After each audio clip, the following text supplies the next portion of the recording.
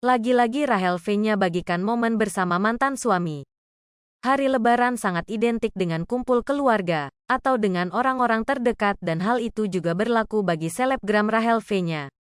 Terlihat Rahel merayakan Lebaran 1443 kali ini, bersama sang mantan suami Nico Al-Hakim atau yang kerap disapa Okin dan juga kedua anaknya Sabiru dan Chafa. Sepertinya, Rahel dan Okin ingin menghadirkan momen Lebaran tak terlupakan bagi kedua anaknya. Mereka terlihat kompak dengan balutan baju kembar berwarna putih dan biru tua. Tak lupa lewat kolom keterangan ia menghaturkan permintaan maaf. Minal aizin wal faizin. Mohon maaf lahir batin.